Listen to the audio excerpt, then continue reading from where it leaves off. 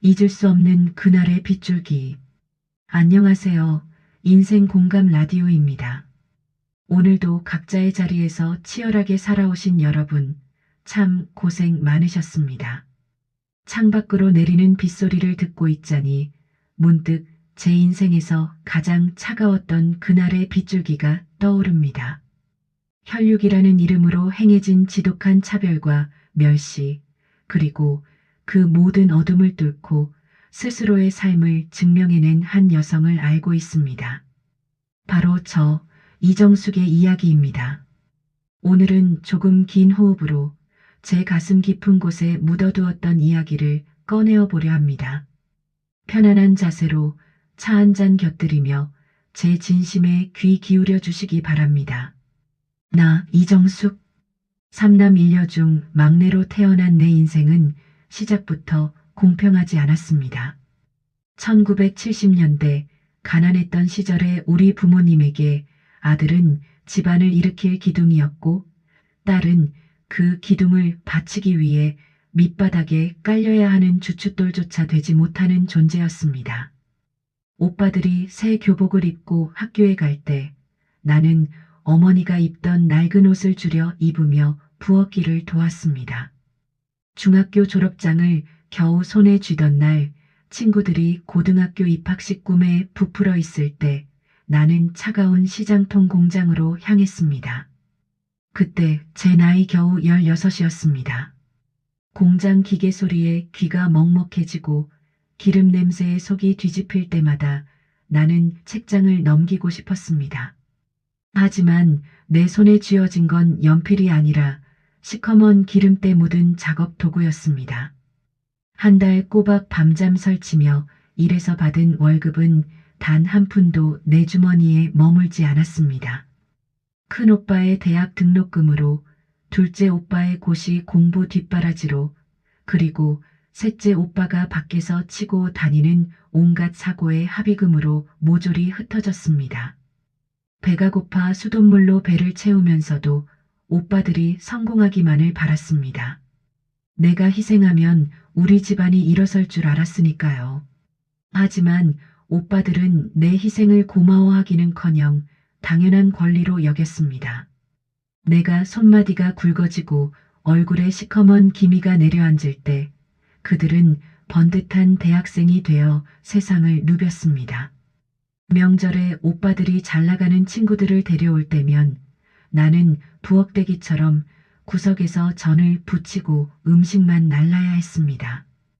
혹여나 오빠들의 체면을 깎을까봐, 못 배운 여동생이 있다는 사실을 들킬까봐 나는 늘 투명 인간처럼 숨죽여 살아야 했습니다. 세월이 흘러 오빠들은 각자 자리를 잡고 사업을 시작했습니다. 부모님이 돌아가시며 남겨주신 작은 땅마저 아들들이 가져가야 가문이 산다며 나를 철저히 배제했을 때도 나는 입술을 깨물며 참았습니다. 그런 내게 유일한 빛이 되어준 사람은 지금의 남편이었습니다. 고아 출신에 가진 것 하나 없었지만 기술 하나 믿고 성실하게 살던 그 사람이 내 손을 잡아주었습니다. 하지만 오빠들은 축복 대신 저주를 퍼부었습니다. 결혼식 날 오빠들은 내 남편을 보며 대놓고 비웃었습니다.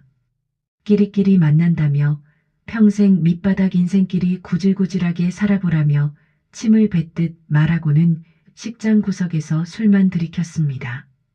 그날 나는 결심했습니다. 다시는 이들에게 손 내밀지 않겠다고, 반드시 내 힘으로 일어서서 보여주겠다고 말입니다. 남편과 나는 서울 변두리 지하 단칸방에서 신혼생활을 시작했습니다. 여름엔 찌는 듯한 더위와 습기 때문에 잠을 이루지 못하고 겨울엔 수도가 얼어 터져 근처 공원 화장실에서 물을 떠다 써야 하는 고단한 삶이었습니다. 하지만 남편은 단 한 번도 불평하지 않았습니다. 낮에는 건설 현장에서 땀 흘리고 밤에는 전공 서적을 뒤적이며 독학했습니다. 나는 식당 설거지 일을 하며 남편의 도시락을 쌌습니다. 우리가 그렇게 아등바등 살 때 오빠들은 호의호식하며 승승장구했습니다. 가끔 들려오는 소식은 그들이 얼마나 화려한 고급차를 타고 다니는지에 대한 자랑뿐이었습니다. 운명의 장난인지 3년 전 어머니의 장례식장에서 사건이 터졌습니다. 슬픔에 잠겨있는 내게 셋째 오빠가 다가와 수많은 조문객 앞에서 소리를 질렀습니다. 어머니의 유품인 금가락지가 없어졌다며 가난한 내가 훔쳐간 게 분명하다고 내 낡은 가방을 바닥에 뒤엎었습니다. 오빠들은 모두 방관했습니다. 아니, 오히려 동조하며 나를 도둑년 취급했습니다. 내 남편이 참지 못하고 오빠들에게 항의하자 오빠들은 남편을 밀치며 우리를 장례식장에서 끌어냈습니다. 비에 젖은 아스팔트 위에 내동댕이 쳐진 우리 부부는 서로를 붙잡고 오열했습니다. 여보, 미안해. 나 때문에 당신까지 이런 수모를 당하게 해서. 내가 울며 말하자 남편은 내 손을 꼭 잡았습니다. 아니야, 정수가. 이제 이 사람들은 우리 가족이 아니야. 우리가 보란 듯이 성공해서 이 슬픔을 다 갚아주자. 그날 이후 나는 친정과 완전히 인연을 끊었습니다. 전화번호를 바꾸고 그들이 알 법한 모든 연결고리를 끊어냈습니다. 하늘은 스스로 돕는 자를 돕는다고 했던가요? 남편이 15년 넘게 연구해온 특수 정밀 기술이 세계 시장에서 혁신적인 평가를 받으며 상황은 기적처럼 반전되었습니다. 글로벌 대기업들이 수천억 원의 투자 제안을 해왔고 남편의 회사는 단숨에 업계의 거물인 JS 홀딩스로 성장했습니다. 우리는 부유해졌지만 예전의 고생을 잊지 않았습니다. 반면 오빠들은 무리한 사업 확장과 사치스러운 생활로 부도 위기에 처했습니다. 그들이 마지막 지푸라기라도 잡는 심정으로 찾아간 곳이 바로 우리 회사의 투자 부문이었습니다. 그들은 JS 홀딩스의 회장이 누구인지도 모른 채 매일같이 비서실에 전화를 걸고 로비에서 머리를 조아렸습니다. 마침내 회장님이 댁으로 직접 초대하겠다는 소식을 들었을 때 오빠들은 살았다며 환호성을 질렀을 겁니다. 웅장한 대저택의 문이 열리고 긴장한 기색이 역력한 오빠들이 거실로 들어섰습니다. 그리고 그곳에서 가장 우아한 옷차림으로 차를 마시고 있는 나를 발견했습니다. 오빠들은 처음엔 내가 이 집의 파출부인 줄 알았습니다. 야, 너 여기서 일하냐? 회장님 어디 계셔? 라며 호통을 치려던 찰나 정장을 차려입은 내 남편이 계단을 내려오며 나를 회장 사모님이라 불렀습니다. 오빠들의 얼굴은 순식간에 흑빛으로 변했습니다. 그들은 비굴하게 거실 바닥에 무릎을 꿇었습니다. 정수가, 오빠가 그때 미안했다. 우리가 남이냐, 제발 한 번만 살려달라며 눈물을 흘렸습니다. 하지만 내 마음은 이미 차가운 얼음장이었습니다. 여동생이라니, 누가 내 여동생이야? 장례식장에서 나를 도둑년이라며 내쫓을 때 너희가 그랬지? 가난한 년은 가족도 아니라고. 이제 너희는 내게 구걸하는 빚쟁이일 뿐이야. 나는 단호하게 거절했습니다. 오빠들은 경비원들에 의해 대저택 밖으로 끌려나갔습니다.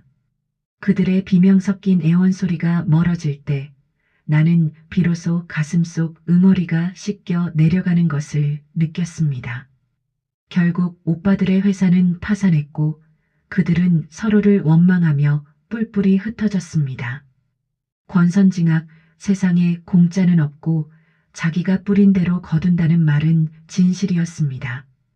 여러분, 혹시 지금 가족이라는 이름의 감옥에서 고통받고 계신가요? 혹은 세상이 나만 미워하는 것 같아 절망하고 계신가요? 제 이야기를 기억해 주세요. 당신의 가치는 타인이 정하는 것이 아닙니다. 묵묵히 당신의 길을 걷다 보면 당신을 무시했던 사람들이 고개를 숙여야만 하는 그날이 반드시 옵니다. 오늘 밤 여러분 모두가 자신을 더 귀하게 여기는 시간이 되길 바랍니다. 당신은 충분히 사랑받을 자격이 있고 성공할 자격이 있습니다. 지금까지 인생 공감 라디오였습니다. 편안한 밤 되십시오. 감사합니다.